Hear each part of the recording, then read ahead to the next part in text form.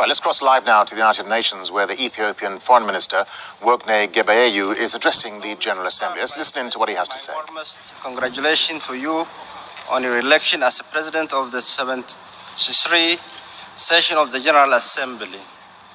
I can assure you of my delegation's full support and cooperation in the effective discharging of your responsibility. Let me also convey my sincere appreciation to your predecessor for his able leadership of this August Assembly for the past year. This, of course, is a year in which the United Nations lost one of its icons, someone who rose through the ranks to lead the organization and someone who, as the Secretary General rightly said, truly represented what the United Nations is all about. We mourn the loss of the illustrious son of Africa, who left an enduring mark on the world stage, Mr. Kofi Annan.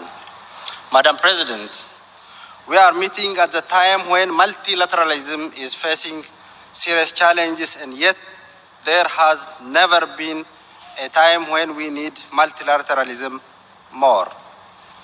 This is why this gathering of nations under the umbrella of the United Nations is very important. It remains the only universal organization whose very ideals of freedom, equality, and justice are still as valid today as they were in its inception. As Emperor Haile Selassie of Ethiopia stated in his address to the General Assembly in October 1963, I quote, "The Charter of the United Nations expresses the noblest aspiration of man, abjuration of force in the settlement of dispute between states, the assurance of human rights and fundamental freedoms for all without distinction as a race, sex, language, or religion, the safeguarding of international peace and security." This remains profoundly true. And let me take this opportunity today to assure you that Ethiopia, as a founding member of the United Nations, will continue to adhere to these ideals and to the principles of multilateralism as we face unprecedented challenges and threats to our community of nations. Ethiopia's contribution to the United Nations peacekeeping is second to none. We remain totally committed to this noble endeavor as we reform and adapt to the new and challenging realities of peacekeeping. We fully endorse the Secretary General's Action for Peacekeeping Initiative and the declaration of the shared commitments to the United Nations peacekeeping to tackle the challenges peacekeeping faces today. Madam President, 6 months ago, a peaceful transfer of power took place in Ethiopia. It has opened a new chapter in our country's political history, offering realistic and genuine possibility of change that will meet the hopes and expectations of our youthful population. Changes that are in line with the new political and democratic realities where we are implementing. Changes that have been welcomed and embraced by Ethiopians across the length and breadth of the country. Creating a just, peaceful, equitable, and sustainable society is the vision we are supporting as we build a new society on the foundations and achievements of the past. It is a vision, I believe, highly appreciated and relevant to our discussion here to this session of the General Assembly and of the theme selected for this general debate.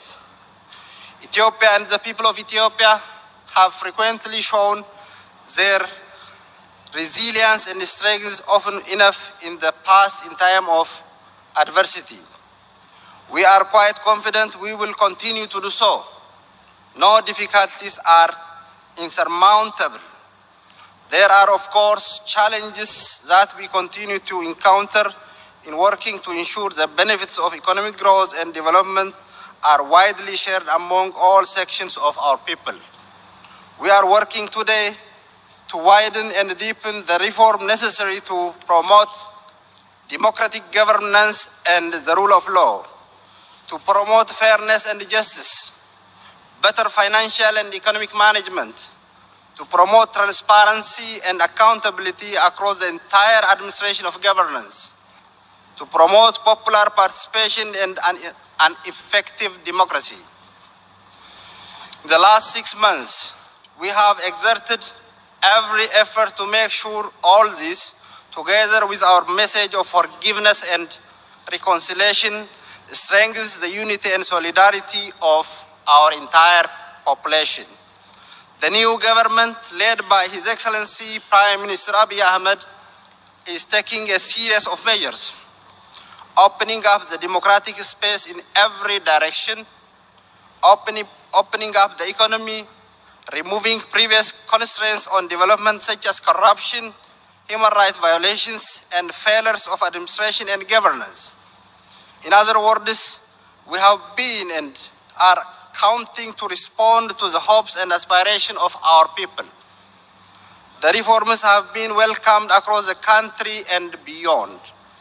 Madam President, we have not confined our efforts to Ethiopia only. Another highly important historic development is what is happening in our region. In the last 3 months, my Prime Minister has also launched equally significant reconciliation across the Horn of Africa. This is the start of the real process of normalization between and among the countries of the Horn. Ethiopia and Eritrea have opened a new chapter in their relationship, ending 2 decades of conflict. We are normalizing relations and charting a future in which our relationship will truly reflect the long-standing ties between our two peoples. Somalia and Eritrea have reconciled their differences and re-established diplomatic relations. Early this month, we held a trilateral summit of Eritrea, Ethiopia, and Somalia in Asmara. We foreign ministers then visited Djibouti, opening a new phase in relation between Djibouti and Eritrea. The African Union Commission chairperson has rightly called this a clear demonstration of the value and effectiveness of the search of African solution to African problems. Recently, my Prime Minister and the President of Eritrea signed a further comprehensive cooperation agreement in Saudi Arabia, Jeddah, and President of Eritrea and Djibouti shake hands in Jeddah, ending a decade of dispute. In light of this important and positive development, it is only appropriate and timely that the Security Council now seriously considers without delay lifting the sanctions imposed on Eritrea. A few days ago, the South Sudanese party signed the revitalized peace agreement for South Sudan at an extraordinary summit of IGAD, heads of state and governments in Addis Ababa.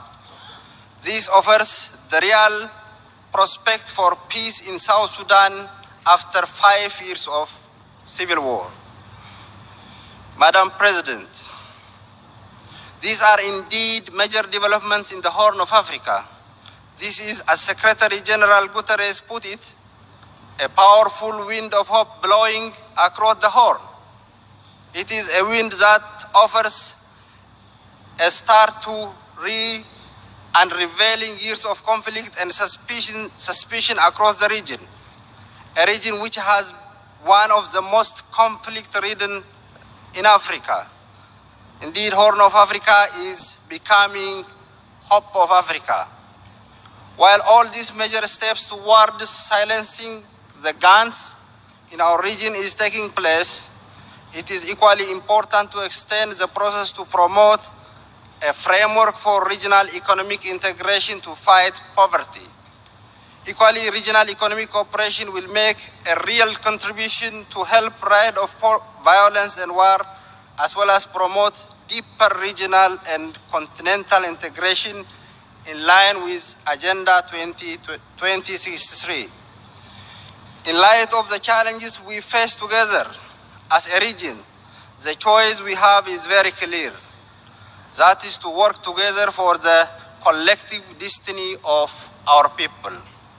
The historic, cultural, social and linguistic links that bind our people from a proper basis to strive for common prosperity. We believe regional integration, which benefits all countries of the Horn, is the only viable option we have for meaningful development. We are already seeing dividends through regional integration projects. We are now working to accelerate such efforts, building on what we have already achieved. Finally, Madam President, let me underline that Ethiopia is and will always remain firmly committed to exerting every possible effort towards creating peaceful, equitable and sustainable societies in our sub-region and our continent, Africa.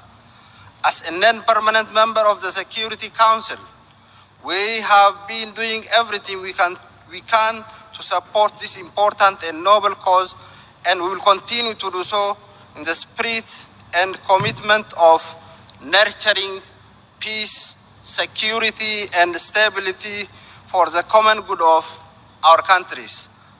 Thank you very much.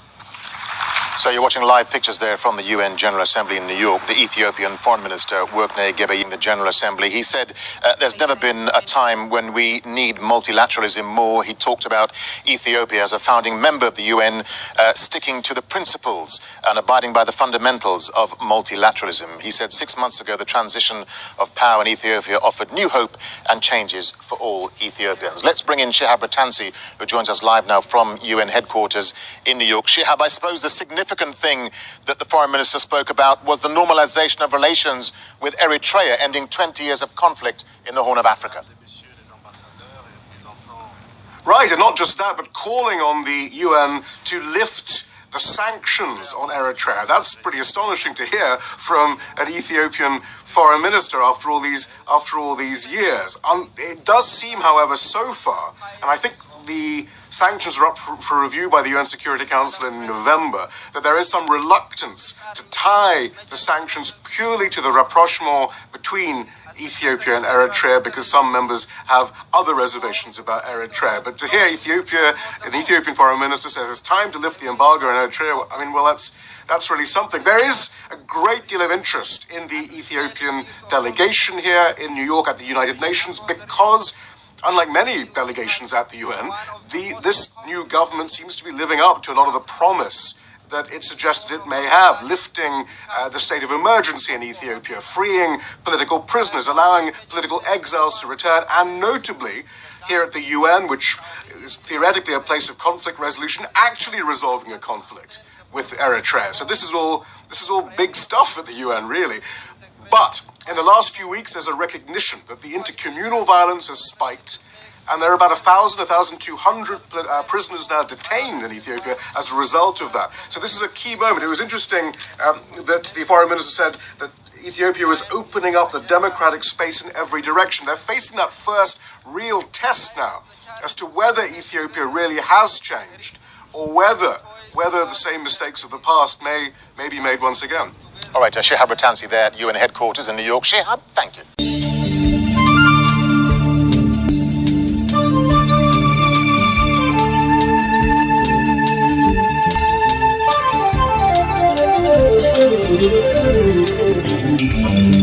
Thank you.